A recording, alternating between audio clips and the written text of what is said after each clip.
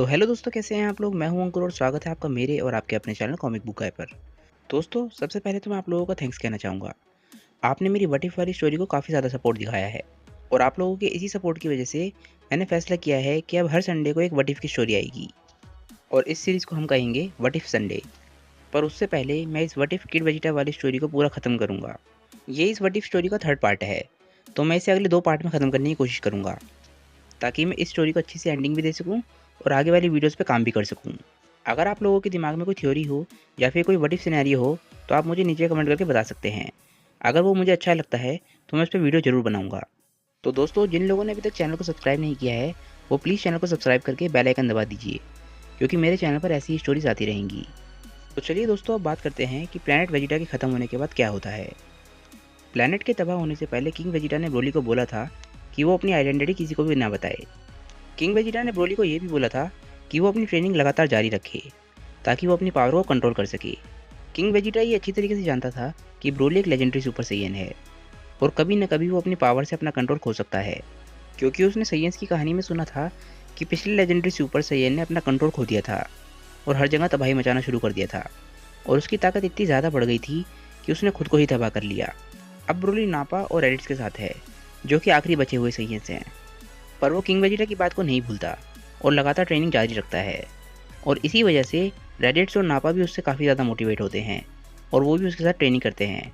और इसी वजह से इस दुनिया के नापा और रेडिट्स काफ़ी ज़्यादा स्ट्रॉन्ग हैं, ऑलमोस्ट गिन्यू सेना की पावर लेवल के। ब्रोली वेजिटा की तरह नहीं है और उसे अपनी ताकत का घमंड भी नहीं है, और इसीलिए वो रेडिट्स और नापा को अपने दोस्त की तरह ट्रीट करता है, ना कि अपनी नौकरों की तरह। ब्रोली, नापा और रेडिट्स ये तीनों ही बहुत ज़्यादा स्ट्रॉन्ग हैं और इस वक्त वो फ्रीज़ा के लिए काम कर रहे हैं। फ्रीज़ा को ये तो ज़रूर पता है कि ब्रोली बहुत ज़्यादा स्ट्रॉन्ग है, और उसे ये नहीं पता कि वो एक लेजेंडरी सुपर सैयन है और ये वही सैयन है जिसे किंग वेजिटा ट्रेन कर रहा था। ये तीनों ही कई सालों तक फ्रीज़ा के अंडर काम करते रहते हैं और ब्रोली को काफ़ी ज़्यादा प्रेज़ भी मिलता है फ्रीज़ा की तरफ से, क्योंकि वो बहुत ज़्यादा स्ट्रॉन्ग है। ब्रोली फ्रीज़ा का काफ़ी खास वॉरियर बन जाता है, पर फ्रीज़ा जानता है कि ब्रोली लगातार ताकतवर हो रहा है और इसीलिए वो उसे अपने कंट्रोल में रखना चाहता है। गिनी फोर्स के वॉरियर्स फ्रीज़ा के सबसे ताकतवर वॉरियर्स थे और इसीलिए फ्रीज़ा ब्रोली को गिनी फोर्स में शामिल करना चाहता है, पर ब्रोली गिनियो को अपने बराबरी का नहीं समझता। वो कहता है कि अगर मैं गिनियो फोर्स में शामिल होऊंगा तो गिनियो मेरे अंडर काम करेगा। फ्रीज़ा को ब्रोली की बात पसंद आती है और गिनियो फोर्स और ब्रोली फोर्स बन जाती है, जिसमें रेडिट्स और नापा भी शामिल होते हैं। गिनियो को ये बात पसंद नहीं आती, पर फ्रीज़ा के सामने वो कुछ नहीं कह पाता, पर मनी मनी वो फैसला कर लेता है कि वो ब्रोली को नहीं छोड़ेगा। ब्रोली फोर्स कई सारे मिशंस पे जाती है और हर मिशन पे जीत के आती है। कुछ समय ऐसे ही बीत जाता है, पर फ्रीज़ा एक बारी ब्रोली फोर्स को एक मिशन पे भेजता है। अब गिनियो और गिनियो फोर्स ब्रोली के अंडर काम करते करते थक चुके हैं और वो ब्रोली और नापा और रेडिट्स को ख़त्म करना चाहते हैं। वो इस मिशन के पूरा होते ही नापा और रेडिट्स पे हमला कर देते हैं ताकि वो उन्हें हरा सकें। पर नापा और रेडिट्स इस दुनिया में काफ़ी ज़्यादा ताकतवर हैं और वो गिनियो फोर्स को बड़े आराम से संभाल लेते हैं। कैप्टन गिनियो को छोड़ के गिनियो फोर्स के सारे मेंबर्स मारे जा चुके हैं और ब्रोली वहाँ पर आता है। ब्रोली कैप्टन गिनियो को बताता है कि वो बहुत समय से इंतज़ार कर रहे हैं कि गिनियो फोर्स ऐसा कब करेगी और कब वो गिनियो फोर्स को ख़त्म कर पाएंगे। गिनियो बिल्कुल मरने की कगार पर होता है, पर तभी वो अपनी बॉडी चेंज वाली टेक्निक को यूज़ करता है और ब्रोली अपने ऊपर एक शील्ड बनाकर अपने आप को बचा लेता है, क्योंकि उसने गिनियो की इस टेक्निक के बारे में कहानी सुनी थी। ब्रोली के खुद को बचाने की वजह से गिनियो की बॉडी चेंज टेक्निक डिफ्लेक्ट हो जाती है और वो सीधा नापा की तरफ जाती है और नापा और गिनियो की बॉडी चेंज हो जाती है। गिनियो की बॉडी ऑलरेडी मरने की कगार पे थी और नापा उसकी बॉडी के अंदर मर जाता है। गिनियो नापा की बॉडी का इस्तेमाल करके रेडिट से लड़ने की कोशिश करता है और वहाँ से भागने की कोशिश करता है, क्योंकि वो जानता है कि भले ही वो रेडिट से लड़ भी पाए पर वो ब्रोली से नहीं जीत पाएगा। गिनियो और रेडिट्स की लड़ाई थोड़ी देर चलती है, पर ब्रोली को बहुत ज़्यादा गुस्सा आ रहा होता है क्योंकि उसके दोस्त नापा की डेथ हो चुकी है और वो बहुत ज़्यादा गुस्से में आकर गिनियो को बिल्कुल तबाह कर देता है और गिनियो की भी मौत हो जाती है। इसके बाद ब्रोली ये पूरी की पूरी खबर फ्रीज़ा को देता है और उसे पूरी बात बताता है कि कैसे गिनियो ने उसे धोखा दिया और उसके दोस्तों पे हमला कर दिया और किस वजह से नापा भी मारा गया। फ्रीज़ा अब समझ जाता है कि ब्रोली उसके लिए भी एक खतरा बनता जा रहा है और ब्रोली को ख़त्म करना ज़रूरी है। कुछ समय बाद फ्रीज़ा ब्रोली और रेडिट्स को अपने साथ एक मिशन पर लेके जाता है। ब्रोली और रेडिट्स दोनों ही जानते थे कि फ्रीज़ा उन्हें वहाँ पे क्यों लेके जा रहा है। उन्हें दोनों को ही अंदाज़ा होता है कि फ्रीज़ा हो सकता है उन दोनों को मारना चाहता हो। जैसे ही वो उस प्लैनेट पे पहुँचते हैं, फ्रीज़ा के पास सच निकलती है। वो सच में एक मिशन होता है और उन दोनों को ही वहाँ पे लड़ना पड़ता है। वो दोनों मिशन ख़त्म होने के बाद फ्रीज़ा के साथ वापस लौटने की तैयारी कर रहे होते हैं, पर तभी फ्रीज़ा अपना प्लान चालू करता है और रेडिट्स को मार देता है। फ्रीज़र ब्रोली को बोलता है कि अब वो भी नहीं बचेगा। इसके बाद ब्रोली फ्रीज़र को अपनी सच्चाई बताता है और उसे बताता है कि वो असल में लेजेंडरी सुपर साइयन है और वो उस वक्त का इंतज़ार कर रहा था जब कूलर, फ्रीज़ा और किंग कोल्ड ये तीनों एक साथ हों, ताकि वो इन तीनों को एक साथ ही मार सके। पर अब फ्रीज़ा ने एक बहुत बड़ी गलती कर दी है। उसने उसके आखिरी बचे हुए दोस्त रेडिट्स को मार दिया है और अब फ्रीज़ा के बचने का कोई भी चांस नहीं है। फ्रीज़ा ब्रोली की बात को सुन के हंसता है और उन दोनों की लड़ाई चालू हो जाती है। ब्रोली लेजेंडरी सुपर साइयन होने के नाते ऑलरेडी बहुत ज़्यादा ताकतवर है, पर दोस्तों ये मत भूलिएगा कि इस दुनिया में उसके पास की कंट्रोल है, तो वो फ्रीज़ा को बड़े आराम से संभाल रहा होता है। फ्रीज़ा समझ ही नहीं पा रहा होता कि आखिर हो क्या रहा है। फ्रीज़ा अपनी ज़िंदगी में कभी भी इतने ताकतवर शख्स से नहीं लड़ा। ब्रोली फ्रीज़ा को बोलता है कि अगर तुम्हारी यही ताकत है तो तुम मुझसे नहीं जीत पाओगे। अभी हार मान लो और मरने के लिए तैयार हो जाओ। पर फ्रीज़ा को गुस्सा आ जाता है, पर वो ये भी समझ गया है कि ब्रोली झूठ नहीं बोल रहा है और वो फ्रीज़ा को कभी भी मार सकता है। इसीलिए फ्रीज़ा देरी न करते हुए अपनी फाइनल फॉर्म में आ जाता है और ब्रोली से लड़ना शुरू कर देता है। थोड़ी देर के लिए फ्रीज़ा ब्रोली से ज़्यादा ताकतवर होता है, पर क्योंकि ब्रोली एक लेजेंडरी सुपर साइयन है, वो इस चीज़ से अडैप्ट कर लेता है और कुछ ही मिनटों में फ्रीज़ा के जितना ताकतवर हो जाता है और थोड़ी ही देर में वो उसे ओवरपावर कर देता है। आखिरकार फ्रीज़ा हार मान लेता है और फिर वो वही करता है जो वो हर यूनिवर्स में करता है। वो प्लैनेट को तबाह करने का फैसला करता है, पर इससे पहले कि वो ऐसा कर पाए, ब्रोली उसे ख़त्म कर देता है और इस तरीके से ब्रोली पूरे मल्टीवर्स में पहला साइयन बन जाता है जिसने फ्रीज़ा को बिना ट्रांसफॉर्मेशन के हरा दिया। बीरस प्लैनेट पर वेजिटा करीब 20 साल से ट्रेनिंग कर रहा है और उसकी ट्रेनिंग जारी है और वो बहुत ज़्यादा ताकतवर हो चुका है। अब वो एटलीस्ट सुपर साइयन ब्लू एवोल्यूशन के जितना ताकतवर हो चुका है, पर ये सब वो अपनी रेड फॉर्म में ही कर रहा है, क्योंकि इस यूनिवर्स में किसी को भी सुपर साइयन ट्रांसफॉर्मेशंस के बारे में नहीं पता है और वेजिटा ने भी सुपर साइयन ट्रांसफॉर्मेशन को नहीं ढूंढा है।